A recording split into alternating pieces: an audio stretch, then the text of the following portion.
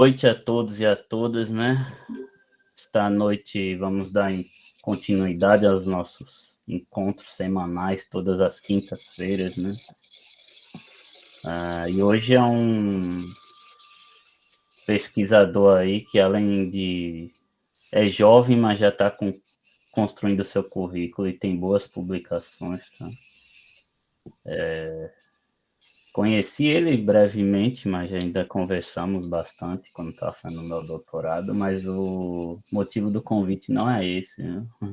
É só a capacidade. Então, jovem, mas ia apresentar um paper aqui da PLOS ONE, já fazendo mais ratazinha, a gente acabou não conseguindo. Ele perguntou qual era melhor, falei, rapaz, os dois são bons, mas eu achei a ideia desse que ele vai apresentar ainda melhor do que o outro. Eu não quis responder para você, mas eu torcia para você escolher. Ainda bem que você escolheu, porque além de pegar a economia da saúde, que eu gosto, pega um negócio de avaliação de políticas públicas, né? Que eu acho que é algo que está muito em alta e é necessário aí para vocês. Então, ele pode passar essa bagagem, né? Ele é graduado em Ciências Econômicas e tem mestrado na Universidade Federal de Pelotas. Fez o doutorado na PUC do Rio Grande do Sul. Atualmente é pós-doc, né, da UNB, não é isso? Então, ele vai apresentar um paper que ainda não foi publicado, né? Está em prelo já, né? Isso. Da Economics and Human Biology. Tá?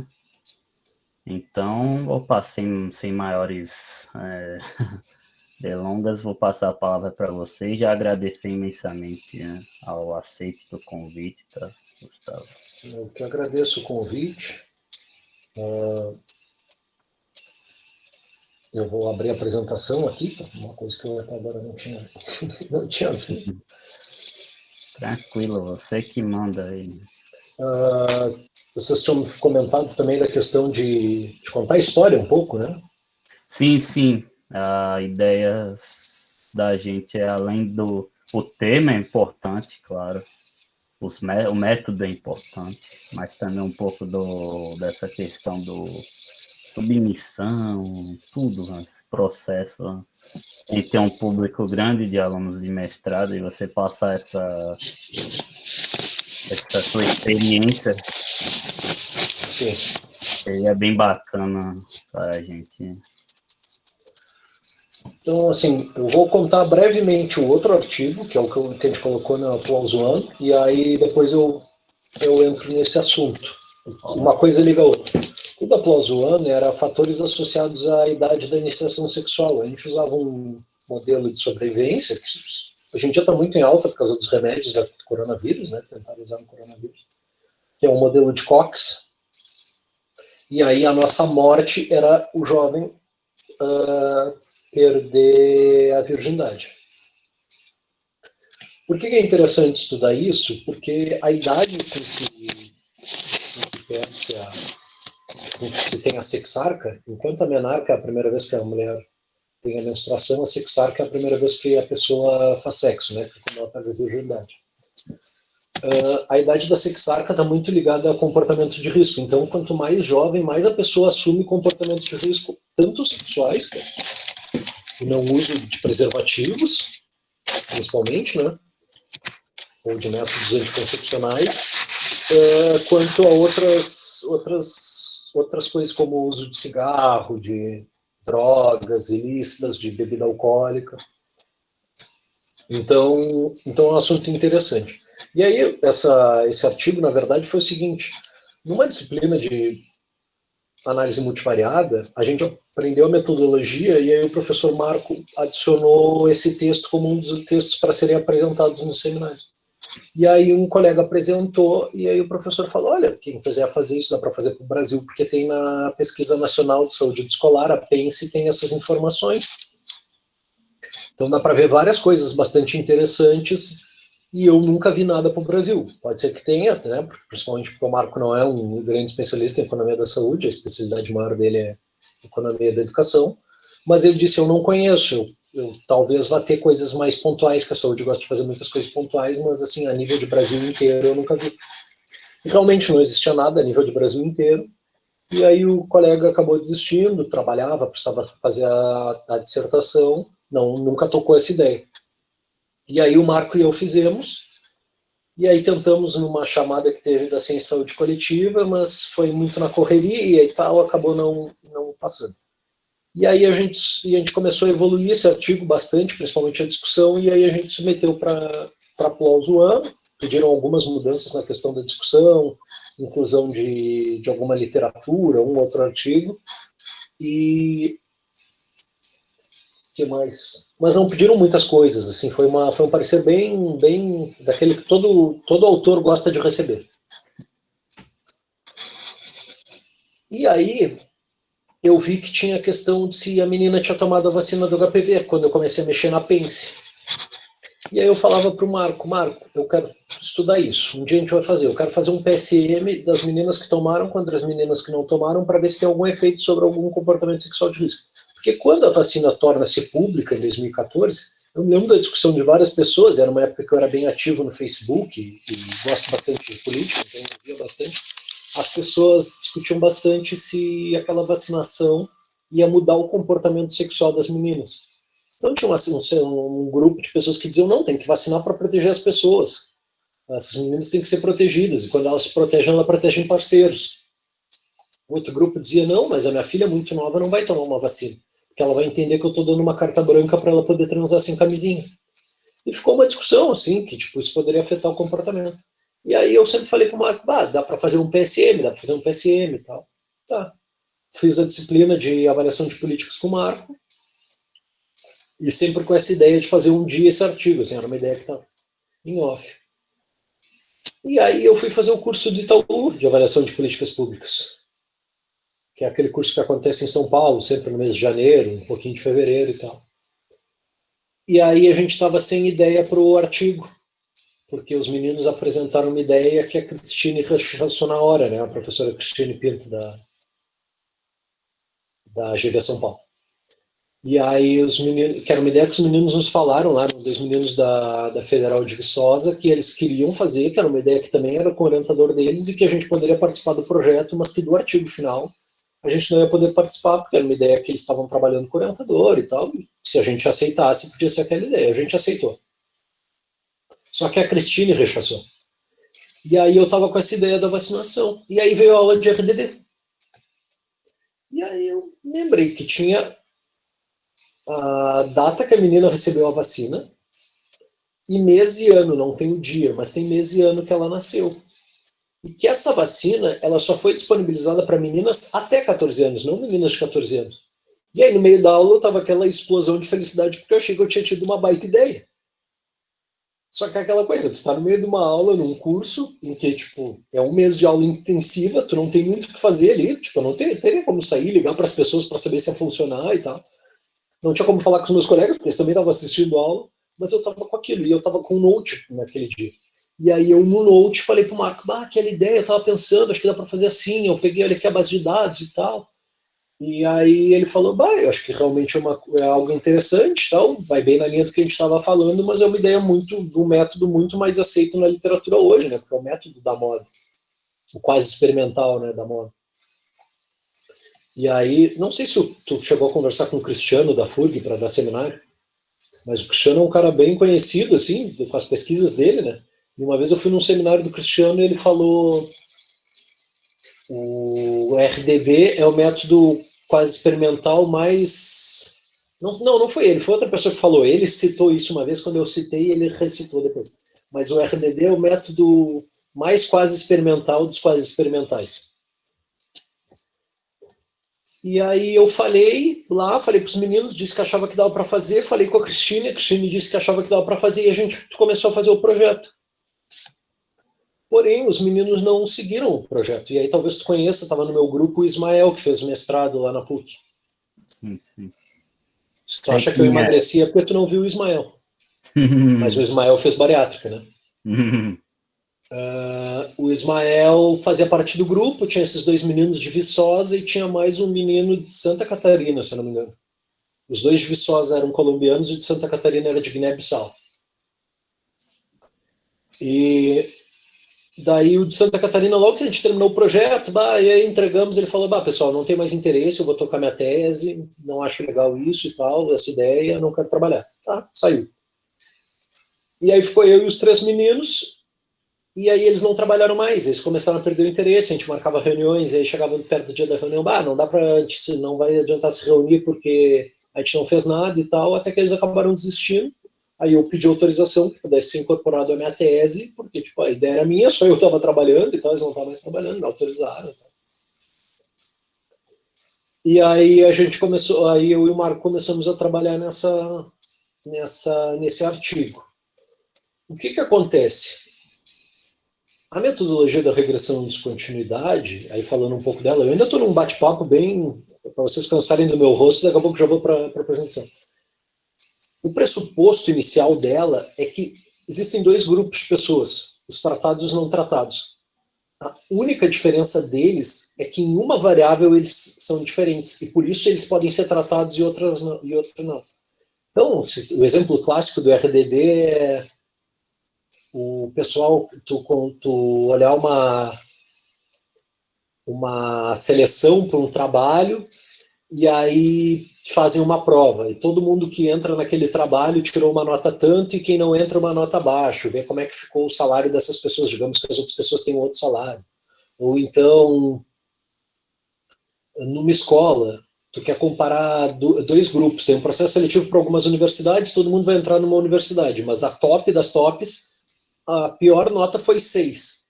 Então, o cara que tirou 5 e 9 e o cara que tirou 6, eles são muito parecidos. Foi, de repente, um chute ali que mudou a resposta deles.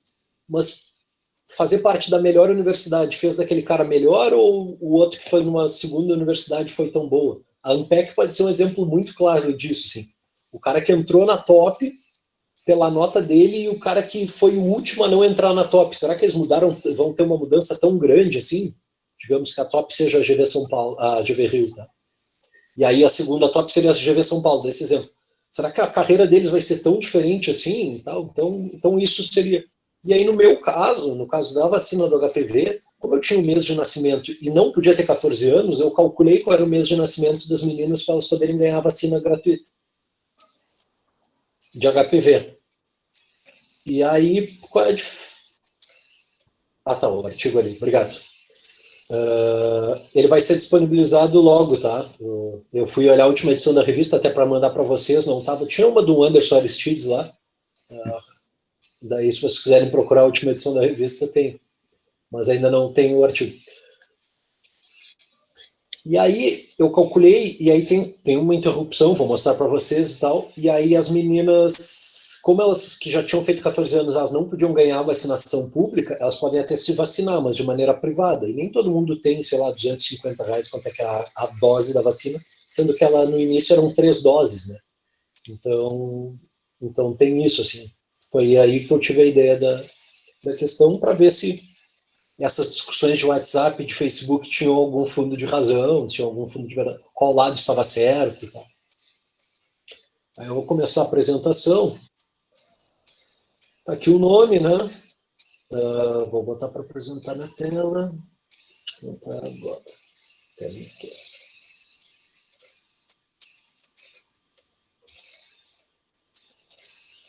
Vocês estão vendo a minha tela? Eu estou vendo vocês?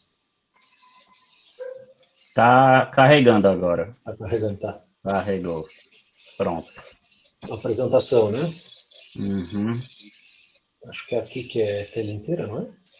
Ctrl L também vai. Beleza. Aí, como eu falei para vocês, como o Anderson falou, eu sou formado em economia, mestre e doutor em economia. Eita, saiu errado aqui o graduação. Mas aí agora no pós-doc eu estou trabalhando com a Universidade de Brasília num projeto sobre o coronavírus. E aí é com um professor que é economista, mas ele faz parte da Faculdade de Ciências da Saúde, do programa de pós-graduação, né, não graduação, em saúde coletiva. O artigo está estruturado em 6 tópicos: a motivação, os dados, métodos, resultados, a robustez e as considerações finais. Então, fazer uma avaliação da política pública de vacinação no Brasil, do HPV, é algo importante, e aí tem muita avaliação ainda a ser feita, porque o Brasil sempre foi um case de sucesso em campanhas de vacinação, tá? Só que a política de HPV não foi um case de sucesso, seja porque as meninas não se vacinavam, seja porque elas não iam tomar a segunda dose. E a prevalência de HPV na América Latina é o dobro da média mundial. Talvez, principalmente os homens, não saibam, as mulheres vão saber muito melhor, mas o HPV ele pode causar o câncer de colo de útero. Ele pode causar alguns cânceres, tá? O principal, o mais usual, digamos assim, é o câncer do colo do útero. Por que ele é mais prejudicial para a mulher do que para o homem? Porque como o homem tem um membro sexual externo, se aparecem feridas na genitália, não sei se genitália é a palavra certa, se aparece algum tipo de ferida, alguma verruga, né, porque é uma verruga que se faz, o homem consegue identificar, a mulher não. Ela não consegue identificar aparentemente essas verrugas. E muitas vezes, quando vai causar uma dor, alguma coisa, ela já cresceu demais. Então, isso causa problemas graves, porque esse crescimento em demasia pode ser, inclusive, já ter passado de uma fase de uma verruga para ser uma fase cancerígena, um tumor.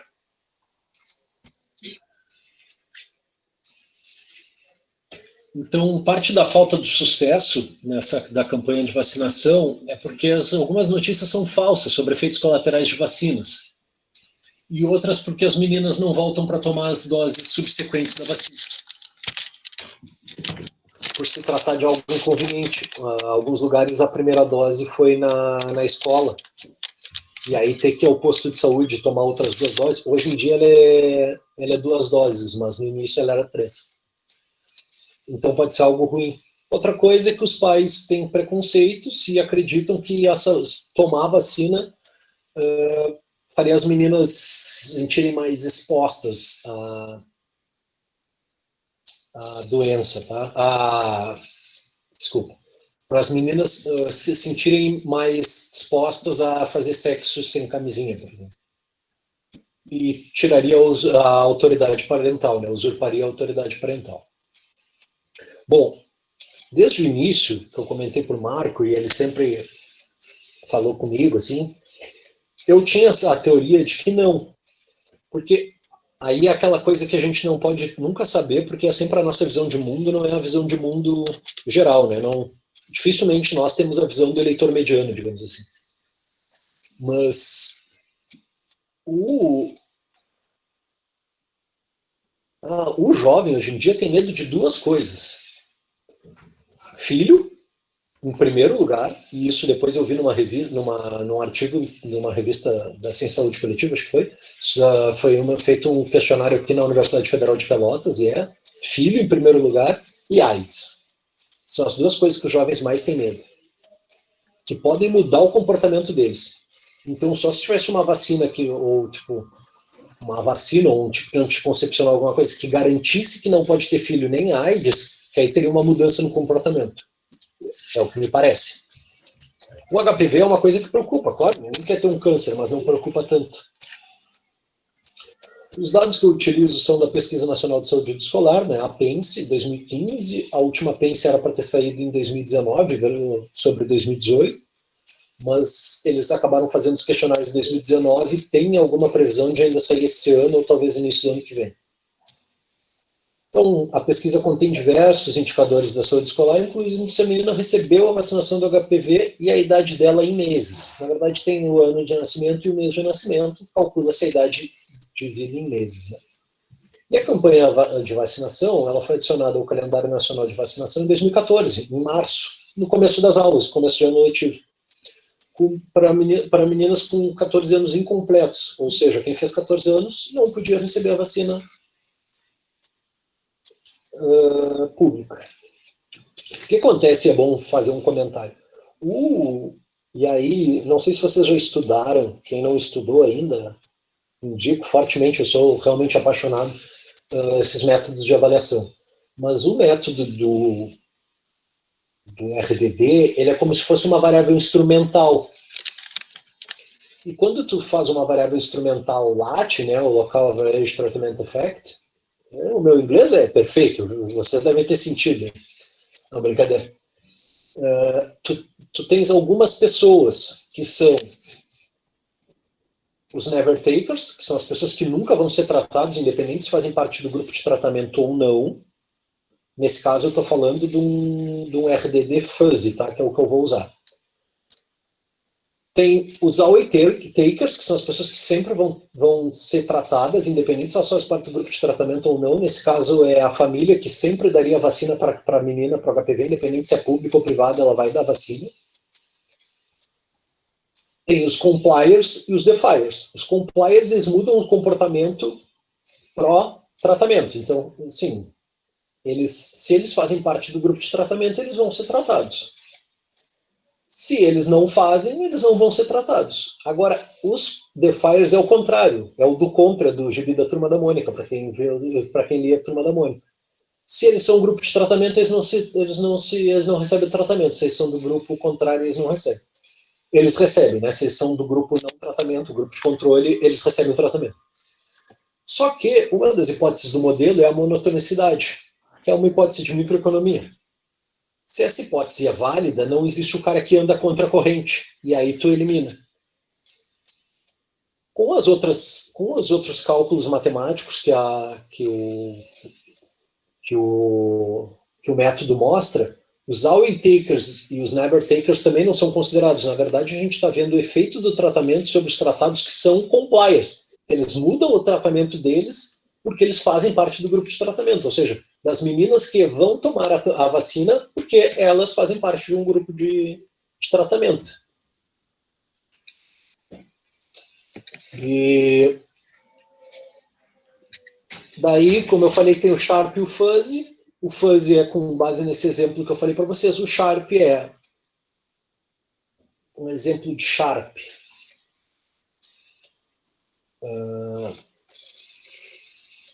Todas as cidades, tem um exemplo. Todas as cidades até 10 mil habitantes são consideradas pequenas no Brasil. Não sei se o número é 10 mil, mas aí tem uma série de coisas de benefícios do governo para pequenos municípios e tal. Então, se a cidade tem 10.001 habitantes, ele é um grupo. Se ele tem até 10 mil, ele é outro grupo. Então, isso, se tu colocar ele é pequeno ou não é pequena, tu tens um exemplo Sharp. Ele é ou não é, não tem tipo, eu faço parte de um grupo, mas eu sou um complier, eu sou um defier. Não existe isso. Sou um always taker, sou um never taker, não existe. Ou ele é tratado ou ele é controle. Aqui é uma média geral, tá? Uma média global. O RDD ele faz uma regressão polinomial local. Mas aqui eu faço uma média global das minhas variáveis, e aí eu tenho dois y. Eu tenho o y se já fez sexo, se já começou a vida sexual, pela como é que é o nome? A amostra ser de meninas do 8º e 9º ano, principalmente no 9º ano. Ainda é uma idade muito jovem para ter feito sexo, então ter feito sexo é considerado um comportamento de risco. E, uma vez que fez sexo, usar preservativo na primeira relação. Então, a minha primeira amostra tem 35.420 meninas, porque tem todas as meninas da amostra que eu posso usar, dadas minhas covariadas, né, que não tem mísseis. E a segunda são todas aquelas do primeiro grupo que já fizeram sexo. Daí a média de idade delas é um pouquinho maior, assim, de idade de meses. Eu acabei não colocando aqui a idade de meses, mas é um pouquinho maior. O que acontece? O nível socioeconômico foi uma variável que eu criei a partir de uma análise fatorial, então ela tem média 0 e desvio 1. E aí as meninas, 13% das meninas fizeram sexo, já tiveram a primeira relação sexual, e dessas 13%, 73% dessas meninas, 73% das 4.231, utilizaram preservativo na primeira relação. Tá? Como elas são mais velhas, elas acabam tendo um pouco menos de gente que foi vacinada, algumas já estão trabalhando, porque pega gente repetente também, e aí eu controlo isso quando eu vou usar os controles. tem mais gente em turno integral, isso me surpreendeu, e tem mais gente com a saúde autodeclarada. Saúde autodeclarada, e aí a literatura de saúde, o Anderson conhece bem, geralmente a saúde autodeclarada é uma pergunta, uma escala Likert, de 0 a 5, de 1 a 5. 1 a 5 aí é muito ruim, ruim, bom, regular, bom e muito bom. Aí a saúde geralmente coloca muito bom e bom 1 e o resto 0. Já me falaram que para a saúde infantil, não juvenil, né, que é o nosso caso, mas a saúde infantil é só quando a criança declara muito boa igual a 1, o resto é igual a 0. Aí a saúde tem os porquês da criança não saber explicar e não sei mais o que, então se ela está com a saúde realmente boa, ela vai botar muito boa. Aí tem toda uma área que eu não tenho a menor audácia de entrar para discutir, né, eu só sigo. Pessoal, se quiserem me interromper para perguntar, se estiver indo rápido demais, se estiver indo devagar demais, por favor, me fale. Então, o modelo de regressão de descontinuidade ele é quase experimental e ele pressupõe que as pessoas são próximas à descontinuidade, elas são muito, muito parecidas em características observáveis, exceto elas são diferentes naquela variável de descontinuidade, no meu caso, idade e mês. Já que elas são iguais em características observáveis, e aí a gente pode olhar até os pressupostos até do PSM, participar do tratamento é algo totalmente exógeno. Então, se o tratamento é algo totalmente exógeno, como um sorteio, os resultados causados pelo tratamento, eles são efeitos causais.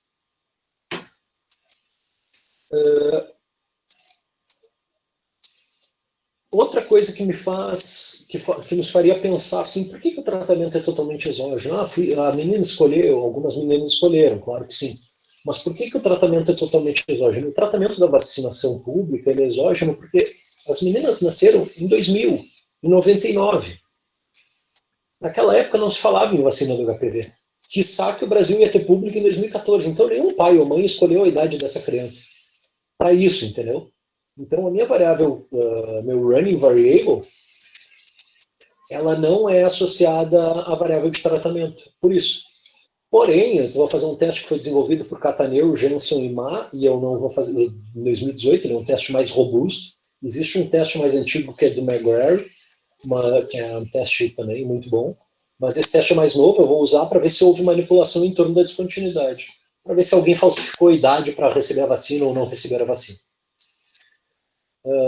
E aí eu faço alguns testes de robustez, como adicionando covariadas, eu mudo a data da minha quebra, eu aumento o grau polinomial, eu faço alguns testes para ver se funciona ou não. Aqui bonitinho a minha descontinuidade da idade em meses, tá? Minha quebra especificamente é 165 meses, tá? Mas vejam que eu tenho uma descontinuidade bem grande assim, na probabilidade de receber vacina, e vejam que as meninas que estão mais perto da idade alvo do primeiro ano, porque a idade alvo do primeiro ano era de 11 a 14 anos, e depois foi diminuindo, hoje são as meninas de 9 anos que recebem a vacina. Então as meninas que estão mais perto são o pico da vacinação, que chegaria a atingir quase 90% das meninas. E as meninas após, que eu tenho ali cerca de 20%, seria o meu grupo de all takers, né, que são as meninas que sempre vão receber a vacina. Essas meninas foram na iniciativa privada e receberam a vacina. E desculpa que a figura ficou um pouquinho grande. Daí aqui os meus resultados, tá? Aqui é meu resultado, como o meu Y e meu tratamento são binários, o meu resultado é em pontos percentuais. O primeiro estágio é a probabilidade de receber a vacina, o segundo estágio é o início sexual ou o uso do preservativo, tá? Então, ter passado o cutoff, ser menina mais velha, diminui em 26,74 pontos percentuais a probabilidade de receber a vacina. Ou das meninas do preservativo em 27,64. Muito próximo, assim, um valor do outro, né? 0,9 é a diferença. Significativo a 1% de significância. O segundo estágio não tem efeito. Ou seja, as meninas que receberam vacina, elas não são estatisticamente diferentes em ter começado a vida sexual ou ter usado preservativo na primeira relação. a janela foi calculada automaticamente pelo software, ele não consegue calcular a janela para uma das minhas amostras, não me lembro qual é, mas acho que é da iniciação sexual, e aí eu usei a janela calculada pelo outro Y, o H é os meus meses, para frente e para trás, o B é o meu viés, né, o bias, e o H sobre B é o meu ρ, que é a minha... que é o quanto de viés tem na minha janela, uma coisa assim. Não sei explicar bem esse valor, esse ρ, né? Na verdade ele é um ρ. Eu coloquei assim até para facilitar no artigo, mas ele é um ρ. Aqui são meus testes robustos. Vejam. Desculpa. Quero voltar. Aqui é totalmente sem variáveis, tá, gente? Aqui eu não estou controlando por nada. Nada, nada, nada. Porque como essas pessoas são estatisticamente iguais, segundo os pressupostos do modelo, as hipóteses do modelo, eu não precisaria usar variável nenhuma. Até um teste de médias me daria o resultado, porque seria praticamente um experimento, né? Mas aí tu adiciona outras coisas para fazer a robustez. Aí tem um artigo, Lee e Milks, acho que ele dá uma série de coisas que podem ser usadas como robustez. Uma delas é robustez gráfica. Pega algumas variáveis e mostra se todas são contínuas em torno da descontinuidade.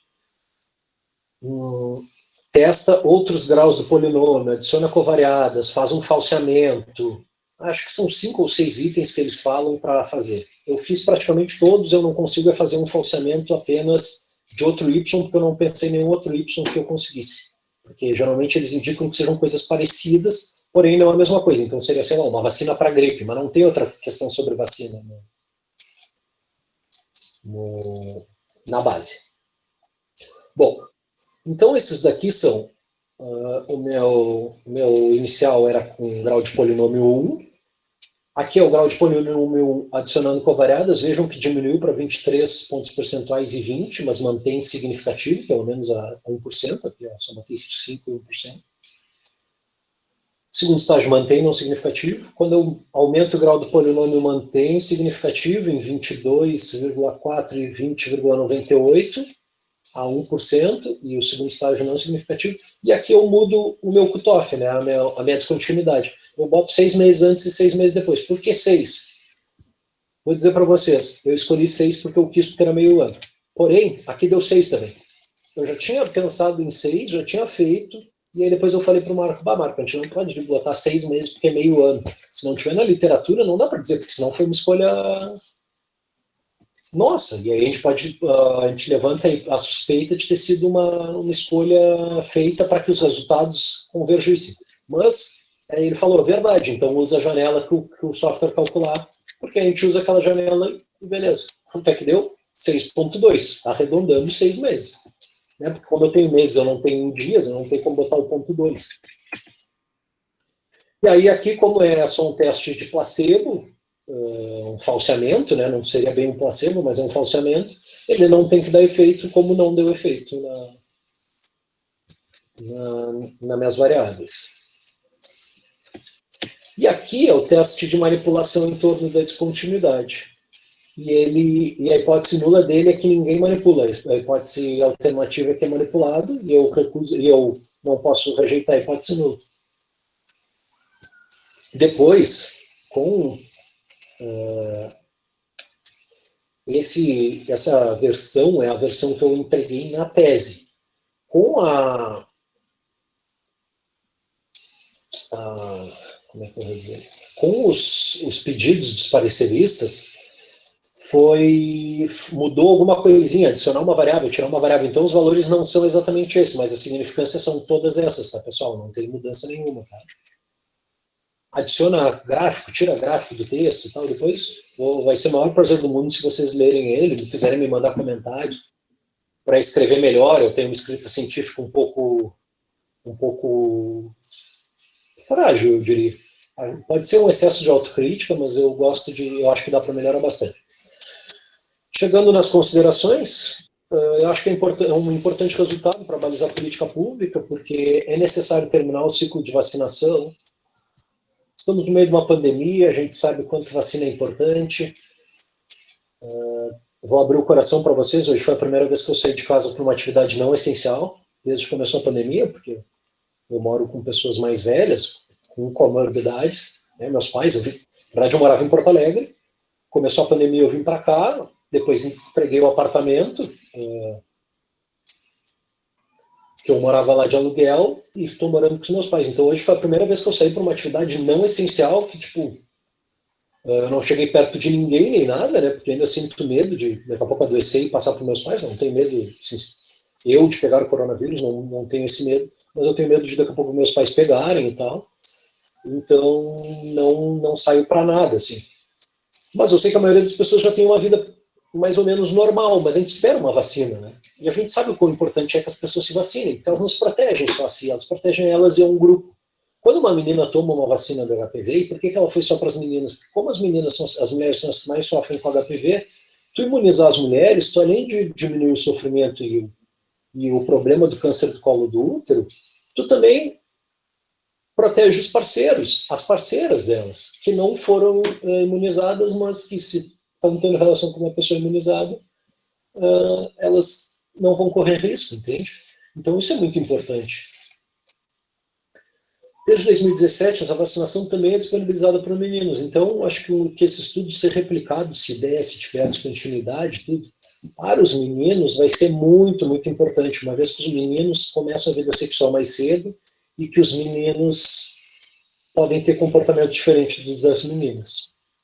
Gente, era isso. Meu e-mail. Sobre o parecer, algumas coisas foram bem alteradas, então mais cedo ou mais tarde o artigo vai estar disponibilizado e o artigo original da tese. Opa, abri errado aqui, conversa de vocês. E o artigo da tese a minha tese vai estar disponibilizada também lá na biblioteca da PUC, então se vocês quiserem comparar, mudou bastante coisa assim com parecer. Não sei quantos de vocês têm experiência com parecer, mas parecer tem um pouco de sorte, tem um fator sorte ali em quem vai cair o teu artigo. E aí o Anderson é um cara que tem uma experiência enorme nisso, principalmente na economia da saúde, que é uma área que eu estou começando a desbravar, estou gostando bastante, mas é uma área que eu estou começando a desbravar. É muita sorte. É sorte porque se tu tiver alguma fragilidade metodológica, tu tem que dar sorte de cair na mão de pessoas que não entendam muito bem a metodologia, para que teu artigo não seja recusado direto. Mas no meu caso, a minha sorte nesse artigo foi que foram dois pareceristas, e um claramente era economista e outro claramente era da saúde. Então acho que foi muita sorte, porque tipo, eu tive mudanças no artigo nas duas estruturas, entendeu? Tanto na estrutura da parte da economia quanto no linguajar de saúde, assim, na escrita da saúde. Acho que isso evoluiu pra caramba o artigo, pra caramba mesmo. O primeiro autor, vejam que engraçado, o primeiro autor, que me pareceu ser uma pessoa da saúde, fez assim, N comentários. O segundo autor fez 6 comentários. Foi mais difícil responder o segundo parecer, que era aparentemente economista, do que o primeiro. Foram comentários pontuais, mas que ele em coisas assim, muito, muito específicas e tal, queria mudanças, queria outros resultados que eu apresentasse. E o primeiro queria muita mudança de estrutura, queria muito que eu mexesse. Eu sei que eu respondi os pareceres, e eu tenho por hábito, eu já vi que muita gente não tem esse hábito, eu tenho por hábito botar os 2 pareceres num documento, responder em vermelho, botar no artigo as mudanças em vermelho, e mandar uma carta-resposta só para os 2 pareceristas. Por que eu gosto de fazer assim? Porque um parecerista vê o que o outro falou, porque eles não sabem o que o outro falou. E aí aconteceu que eu mandei para os pareceristas, eu falei para o Marco, Marco, acho que se alguém recusar vai ser o segundo parecerista. Que eu não sei se eu fui tão bom respondendo as coisas dele, assim, eu achei mais difícil. E nós não fomos tão bons, né? E ele falou, Gustavo, eu também acho isso. Aí o segundo parecerista deu aceite direto na primeira rodada, na segunda rodada, e o primeiro parecerista pediu para mudar. E ele ainda disse assim, ele ou ela, disse assim, eu reconheço que o outro parecerista pediu tal coisa na introdução, e eu pedi uma coisa antagônica. Porém, você pode fazer de tal e tal jeito, de forma que você responda os 2. Se eu não tivesse colocado os 2 juntos, o primeiro parecerista ia dizer, pô, mas eu te pedi uma coisa e tu não fez bem o que eu falei. Pode ser motivo até para recusar.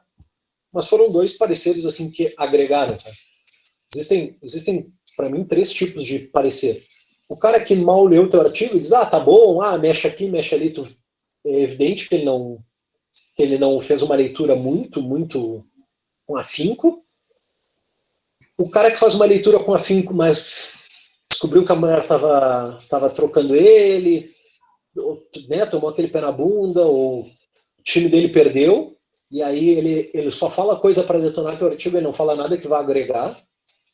E tem o cara que, independente se ele vai te dar positivo ou negativo pro teu artigo, ele vai te recusar, ele vai te dar outra chance, ele vai te aceitar, ele vai fazer comentários que agreguem no artigo. Para mim, esse é o melhor artigo. E é o que eu tento quando me pedem algum parecer. A Clausone já me pediu um esses dias, e aí já me pediu outro na semana seguinte. Eu tive que pedir para eles para não responder o segundo. Porque eu tento ser esse cara porque eu vejo que isso agrega no meu artigo. E se todo mundo sabe como agrega o seu artigo, a gente pode fazer para os outros o que agrega, sabe? Se a gente puder fazer esse trabalho, é a questão da vacinação agora. Tipo, quem vão ser as primeiras pessoas a ser vacinadas? O que eu imagino? Idosos e pessoas com comorbidades. Não vai ter para todos os idosos e todos com comorbidades. Bom, vai olhar idosos com comorbidades, depois os mais idosos, de repente, ou as comorbidades mais perigosas. Vai ser assim que a gente vai olhar. Mas a gente precisa que essas pessoas sejam vacinadas para que nós, que não temos tanto risco, possamos conviver com essas pessoas de maneira mais tranquila. E nós precisamos nos vacinar para que a gente proteja as outras pessoas também. Então é isso, tipo, eu vou sair hoje, né? O que eu saio? Fazer compras, porque a gente precisa sair para fazer compras, nem tudo dá para ser. Principalmente, vocês vão me entender, quem tem vale alimentação, como é o caso do meu pai aqui em casa, ele compra as coisas com alimentação, refeição, eu nunca sei, porque nunca recebi, sempre fui bolsista, então não sei qual é o vale. Mas compra essas coisas não dá para comprar por aplicativo com esse tipo de cartão, então a gente precisa ir e só. Hoje eu passei de carro, abanei de longe, assim, por uns amigos, e voltei para minha casa, porque, cara, não dá para a gente ter contato. E se eu tenho a possibilidade de não fazer isso, e eu sei que o cara que está lá plantando, o cara que está na indústria, ele não tem essa possibilidade, quando eu faço isso, eu estou abrindo mão por mim e por ele também. Para proteger meus pais, com certeza. Eu não vou ser cínico de dizer que eu estou fazendo pelo cara que está na indústria. Mas quando a gente consegue fazer isso, mesmo que por uma outra intenção, mas a gente consegue evitar, a gente está fazendo isso pela pessoa que tem que dar a cara a tapa, pelo profissional de saúde que não teve que fazer, teve que ir para o front. Então, meu recado, e aí, abrindo para discussões, vacinem os filhos. Ainda não existe nenhuma prova científica de que vacina causa algum efeito adverso grave, então confiemos nas nossas entidades de vigilância sanitária e tomemos a vacina quando ela estiver disponível. Tá? Estou aberto a perguntas, críticas, sugestões, comentários. Ótimo, Gustavo. Obrigado pela apresentação. Acho que é um tema tanto pela questão da vacinação, da economia da saúde, como pelo método bastante legal e atual, né? O Jefferson fez uma pergunta, Gustavo. Uma pergunta. Eu vou olhar aqui. A falsificação do Y, se foi um parecerista que pediu isso. E se sim, como você fez para lidar? Porque você não conseguia fazer bem a falsificação, não? Você não tinha um outro Y. Eu tenho meu Dropbox o parecer, então eu vou achar ele aqui e já vou dizer para vocês. Uhum.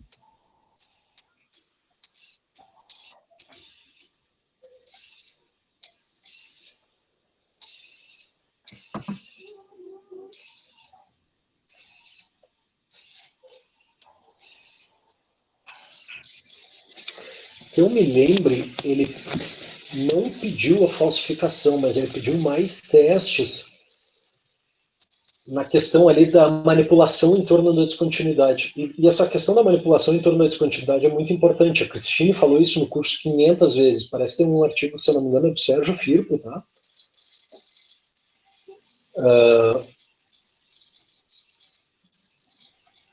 Que ele fala que o Bolsa Família não dá para usar RDD porque ele mostra que tem manipulação em torno da descontinuidade. Sim. Tem Porque o bastante. RDD é renda autodeclarada, né? E cara, o cara que ganha R$ 250, sei lá, se é R$ 250, desculpa, mas o cara que ganha uma renda tão pequena, ele não paga, ele não precisa declarar imposto de renda, ele não precisa declarar nada. Então, se ele faz alguns bicos que essa renda aumenta, fica difícil para o governo controlar o gasto dele e saber que ele ganha ou não ganha. Com certeza. Então, não dá para fazer RDD no Bolsa Família, segundo o Sérgio Fico. Mas eu acho que não me pediram. Uhum. Eu acho que foi uma hora que você comentou o artigo que fala os passos só, mas não foi o parecerista, né? Foi você seguindo os passos para ter uma boa robustez, né? O que um parecerista pediu, e aí eu posso mostrar para vocês, é o seguinte: eu mostrei para vocês a continuidade do Y, né, a descontinuidade no Y. Ele disse assim: tá aí, na tua running variable, cadê a descontinuidade? Porque tu não pode ter uma running variable descontínua. Tu tem que ter ela totalmente contínua. Tu tem que me provar isso. Aí eu tive que fazer, eu tive que fazer os gráficos para mostrar para ele que a minha running variable era contínua. Ótimo. Deixa eu ver se eu tenho eles aqui. Onde é que eu tenho eles?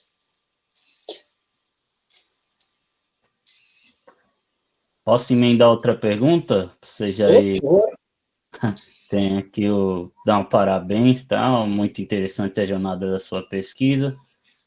A pergunta é: pelo que entendi, você acabou entrando na área de economia da saúde durante o doutorado, não foi? Antes disso, quais eram seus interesses, né? Foi durante o doutorado.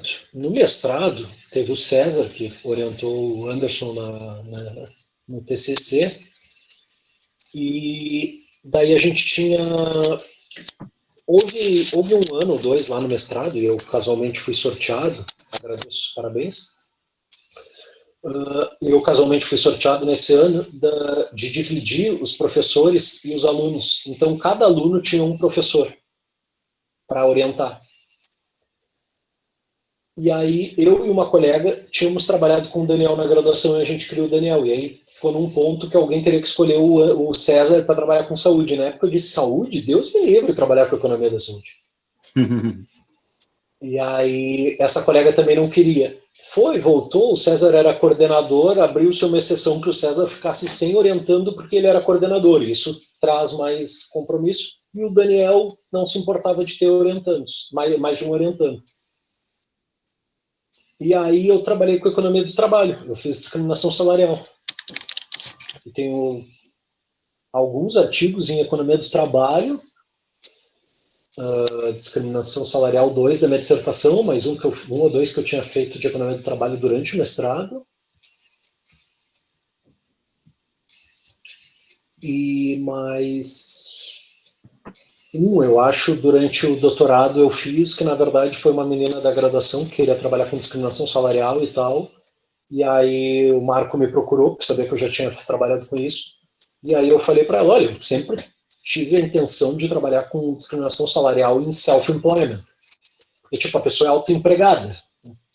Tu não está sendo discriminado por ninguém. Existe algum porém de por que essa pessoa tem uma diferença salarial. Não é por ser mulher ou pode ser por ser mulher, não é porque o chefe pagou menos. Ela é autoempregada. E aí a gente fez esse artigo, a gente colocou no Journal of Social Economics. É? Esse nome, Anderson? International Journal of Social, acho que é isso. Social Economics, acho que é isso. Isso.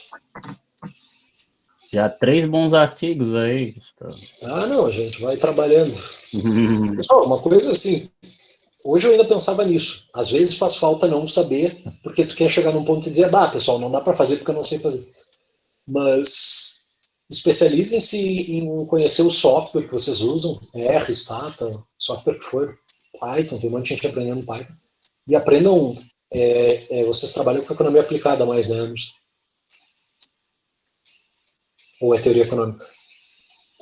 Como, desculpa? O programa é mais focado em...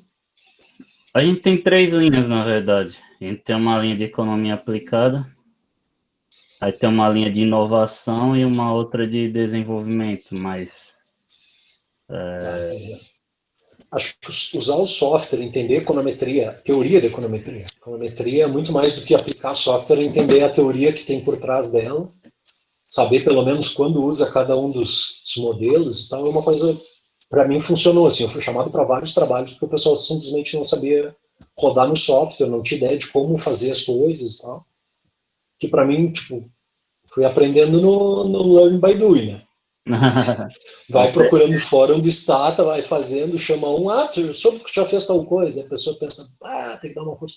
Daí tu vai ajudando a pessoa vai te ajudando, tu vai trocando experiência, isso aqui é uma coisa, rende bons artigos, assim. Mas eu trabalhei bastante, e trabalhei com economia da educação um pouquinho também, não muito. Sinceramente, eu não sou muito fã hoje em dia de economia da educação. Tem um motivo? Eu acho que tem um motivo. E eu acho que o motivo é saber que não tem mudança, que a nossa estrutura de educação não vai mudar. Nossa. É um motivo um pouco forte, né? Mas que tipo, a gente vai ficar anos e anos na academia discutindo o que pode fazer para melhorar a nota e tal. E ao fim e ao cabo vai ser um grupo de pessoas que vai definir conforme seus interesses e sem muito interesse da população por trás e de estudos e tal. Então não vejo muito, não é muito legal. Na saúde eu vejo que muita coisa muda com base em resultado científico. Isso eu acho massa pra caramba, assim. Sim, o pessoal da saúde, principalmente, eles são muito pragmáticos, vamos dizer assim. Isso eu acho muito massa, assim, porque, tipo, escola, tu não tem esse descolamento academia, vida real, sabe?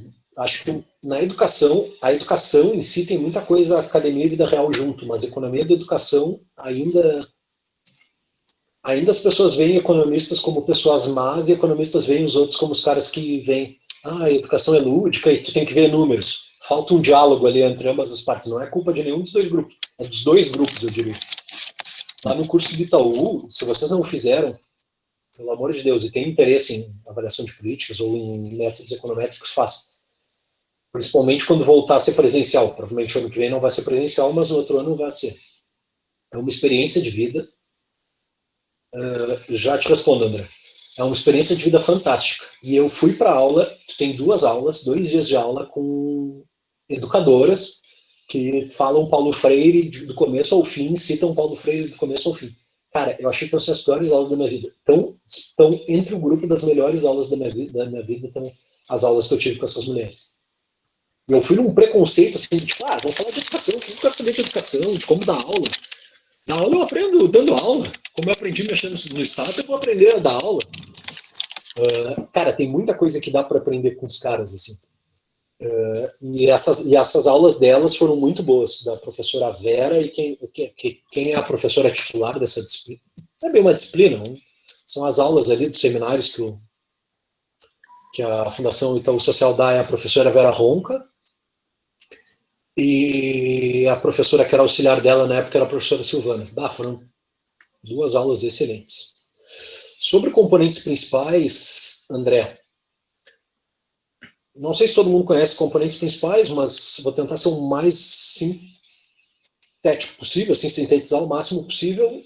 Tu pega um grupo de variáveis e tu tenta sintetizar em poucas variáveis que respondam à variância daquelas. Eu já vou responder o Jefferson também. Eu não tenho uma variável de renda na Pense. Muitas bases de dados educacionais não existem variáveis de renda. Então, com base no que a criança, no que o jovem responde ter em casa, a gente criou um índice socioeconômico. Porque, querendo ou não, a gente sabe que acesso a vacinas, sejam públicas ou privadas, estão muito relacionadas à renda, né? E hoje em dia, o não tomar a vacina também. O grupo de pessoas que não quer tomar vacina, eu acho que estão nas caudas da população. É aquela pessoa que não toma vacina porque ela simplesmente não conhece, é um desconhecimento, porque ela está numa situação tão vulnerável que ela não toma, e pessoas da alta renda que acham que vacina causa autismo, que vai morrer porque vai tomar a vacina da China, que vai acontecer não sei o quê. Então, eu acho que são bem os extremos. Assim, uma porque tem muito conhecimento e acha que seu conhecimento é maior do que o conhecimento que a ciência, que os órgãos de saúde estão recomendando, e outra porque acaba não tendo conhecimento, é por ignorância, desconhecer a vacina e os benefícios da vacina. Sobre conseguir boas publicações e economia da saúde, o que não pode faltar? Se eu posso detalhar o processo de submissão, posso. Eu escrevi pensando, vou botar na Health Economics, é um RDD. Mandei para a Health Economics, deu um mês, me disseram não veio parecer. Só disse aquele discurso manjado de temos muitas submissões, infelizmente não podemos aceitar todas, não sei mais o quê. O que não pode faltar? Páginas e páginas de discussão, mas sempre indicando porque eles têm limite de palavras. E é uma coisa muito característica da saúde, ter limite de palavras e um limite curto, tipo 8.000 palavras. Na economia, quando tem, é tipo 15.000 palavras, 12.000 palavras. Na educação, deve ter um limite mínimo de palavras, porque qualquer revista de educação ama um texto de 30, 40 páginas. Mas a saúde tem uma característica muito grande de ter pouco. Algumas coisas que são importantes na saúde. Como escrever o método?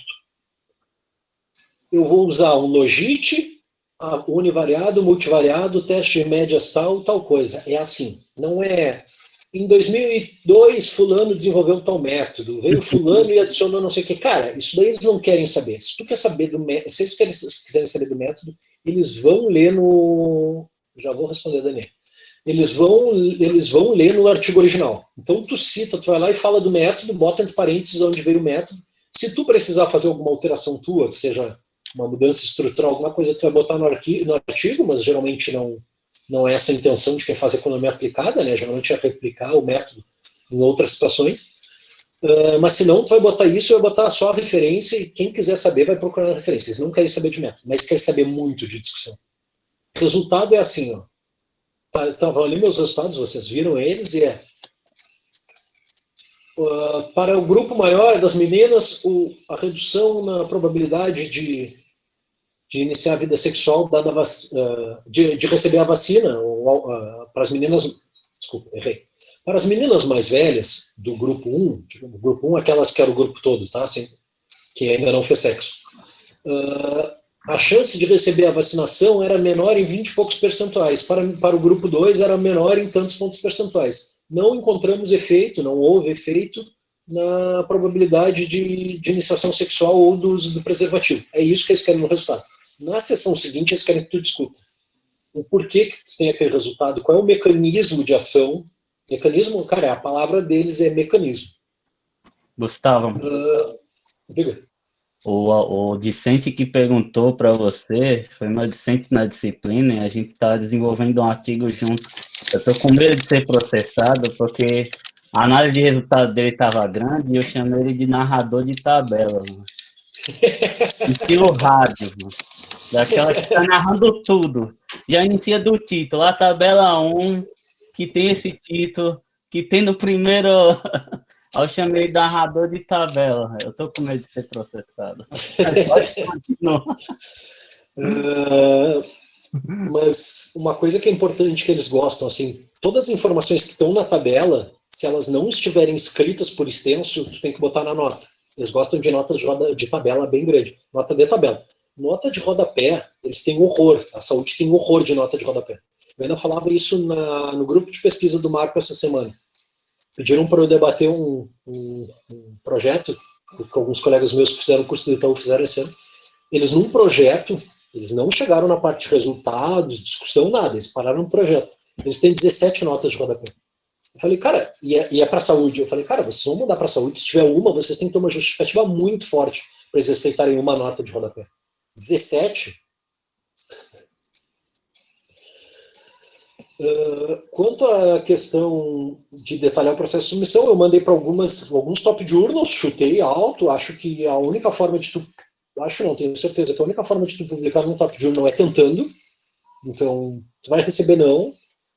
a gente vai criando casca grossa, às vezes deixa uma semana paradinho para fazer outra submissão, que é para respirar, para tomar uma água nesse meio tempo, enquanto...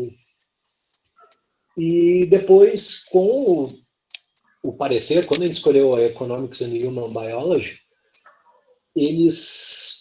o parecer veio rápido, é uma revista que manda pareceres rápidos, assim, eles são muito atenciosos, sério, uma revista muito atenciosa com os autores. Geralmente revista, editor e parecerista, assim, eles tratam o autor como uma pessoa que precisa do favor, então, sabe, vou fazer um favor que a pessoa precisa, sabe, assim, quando tu faz um favor para alguém revirando os olhos, a minha sensação de editores e pareceristas, via de regra, é essa. Na Economics, na EHB, eles são muito queridos, assim, muito atenciosos. Pediram uma série de coisas para fazer, mas todas as coisas muito plausíveis. Eles discutem, teve um artigo que eu peguei uma vez que teve 7 rodadas, ou seja, eles não desistem do teu artigo, mas tu precisa provar para os pareceristas que os teus pontos são verdadeiros. Eu peguei para ter um exemplo ali, aí numa aula do Marco lá, e a gente viu 7 rodadas a gente fazia. Porque o autor colocou nos agradecimentos, agradeço os pareceristas durante as 7 rodadas. Não sei o quê. Mas deu certo. Foi quase um debate político. Né? Foi. Acho que isso. De economia do trabalho, quais estão sendo mais discutidos? Uma boa pergunta. Porque eu sempre achei que Covid, tá? Covid está sendo super discutido. PNAD contínua, todo mês está soltando, não sei até quando, se já parou, mas teve pelo menos 3 meses, PNAD contínua com o pessoal com perguntas sobre Covid, tá? Mas sem considerar Covid, que é o tema do mundo inteiro, eu não sei dizer para vocês qual é o tema da moda. Eu sei que a avaliação de políticas é uma coisa muito importante em todas as áreas de economia, então se tiver alguma política pública que dê para avaliar, vai sempre ser legal. Mas eu não sei qual é o tema, assim. O Paulo Jacinto já veio aqui da Assembleia para vocês, Anderson? Sim. O Paulo Jacinto é o cara da economia do trabalho, ele pode dar algumas dicas. Mas aí que tá, confidenciando uma coisa aqui dos nossos encontros, a economia da saúde eu não só gosto, como ela me persegue. Eu convidei o Paulo jurando que ele ia escolher um artigo da economia do trabalho. Acho que ele é muito bom na área de economia da saúde também. Mas a economia do trabalho ainda eu acho que ele é a área-chefe dele, vamos dizer assim. Sim. Ele é um cara bastante respeitado na economia do trabalho, não que o não seja na economia da saúde. O que eu vejo do Paulo é que ele é muito bom em economia da saúde, mas acima da média ele é em economia do trabalho, é o que me parece. Exatamente. Mas ele escolheu um artigo de economia da saúde. Eu fiquei... O que ele apresentou? Aí quando eu fui ver, eu falei, não, eu tô com patotinhos, meus amigos todos que eu chamei, é tudo economia da saúde, economia da saúde, economia da saúde. Mas eu gosto, não sei. Economia do trabalho é muito legal, assim. A questão de salários e de discriminação salarial é um assunto bem manjado. Eu me lembro que quando, não fui eu que escolhi o assunto, eu cheguei lá e conversei com o Daniel, olha, professor, gostei muito de trabalhar contigo na dissertação e acho que seria legal da gente trabalhar juntos na monografia, que seria legal de trabalhar juntos na dissertação. Ele, que legal, Gustavo, fico feliz que tu gostou, eu gostei de trabalhar contigo e tal. Aquela conversa formal. E aí só que eu falei, professor, eu não sei o que trabalhar, eu não tenho ideia. Ele me falou, Gustavo, eu tenho algumas ideias. Eu quero trabalhar com a teoria econômica do casamento e eu quero trabalhar com discriminação de salários. E aí ele me deu a teoria econômica do casamento. Eu pensei. E aí a menina que também foi ter, a Renata, que também ia ser orientanda dele, depois de um tempo me confidenciou, Gustavo, trabalhar com discriminação, não estou nem afim. Eu olhei para ela e falei, mas eu não estou afim de trabalhar com... Eu queria trabalhar com outro assunto. Eu também não estou muito afim de casamento. E ela, o teu é casamento? Casamento eu adoro, eu acho muito massa. Na época ela estava morando com o noivo dela, então. E aí a gente conversou com o Daniel, fazia muito pouco tempo, não tinha começado um estudo mais aprofundado assim, e a gente trocou. E aí eu trabalhei com discriminação salarial. E aí eu fiz vários artigos, e aí naquela questão de, tipo assim, vai empilhando coisas parecidas, mas não iguais, assim. Vai inovando na margem mesmo. Mas esse do self-employment foi uma ideia que eu tinha tido, que era por causa que a teoria econômica, e assim, se vamos mexer com a economia do trabalho, bebe um pouco de Gary Becker, sabe? O cara foi o cara, né? Economia do casamento também. Mas o Gary Becker, ele separa, a teoria neoclássica separa em 3 tipos de discriminação. A discriminação por parte do empregador, que eu acho que deve ser a mais clássica, né? A discriminação por parte do colega de trabalho e a discriminação por parte do cliente. E a minha hipótese inicial, e que depois a gente não entra muito a fundo nessa hipótese, mas a minha hipótese inicial é que tu não tem colega de trabalho, porque tu é um MEI. E tu não tem empregador, se tu tem discriminação, ela vem por parte do cliente. E aí eu levei essa ideia para o Marco, quando ele falou que a menina queria trabalhar com discriminação. O Marco achou interessante, eu disse, Marco, sempre pensei isso, tal. E aí a gente começou a trabalhar. Depois ela fez o TCC, ajudei ela, principalmente no software, ela tinha 6 meses, se atrapalhou nos tempos lá, atrasou tudo. Aí ela fez o TCC, defendeu, e aí depois ela meio que abandonou a causa, assim, disse assim, pessoal, acho legal publicar, mas eu não tenho muito interesse. Aí eu e o Marco seguimos trabalhando, e a gente botou na Social Economics, lá no Journal of Social Economics. International Journal of Social Economics. É interessante. Mas tem muita coisa legal. Tem o livro do Borges de Economia do Trabalho, e ele não é um livro difícil, pessoal. Se vocês gostam de Economia do Trabalho, peguem o livro do Borges e leiam. Muito legal. Eu acho que eu tenho ele aqui. Agora, onde é que eu coloquei, eu não sei. Como eu não faz tanto tempo que eu refiz o meu quarto, né? Desde que eu voltei a morar em Pelotas, eu ainda não sei onde é que estão algumas coisas. Então, o livro do Borges eu não sei, não tem. Mas é um livro muito legal. Eu acho que é Jorge Borges. Se lê Borges. E tem traduzido, né, ele? Tem em português, um livro, e é um livro muito tranquilo mesmo.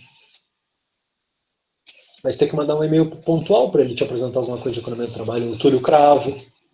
Sim. O Túlio Cravo deve ter sido teu professor na PUC, não foi? Ele não foi meu professor porque eu não fiz disciplina, mas ele era professor contemporâneo, vamos dizer assim. Eu cheguei a trocar muitas boas ideias com ele. Aí já manda um e-mail assim, professor, teria interesse, o pessoal está conhecendo, o pessoal queria alguma coisa de economia do trabalho. Eu lembrei de ti, que aí não tem perigo de fazer que nem o cara. Já se defende. Não correr mais o risco, né? Mas mais alguma dúvida, pessoal? Que é isso, então, né, Gustavo? Muito bom bate-papo com você. Eu adorei conversar com vocês também.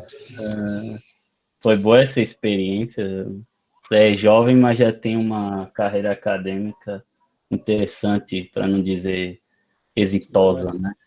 E com bons artigos aí. De tal forma que ele tirou um artigo da pós para colocar outro, né?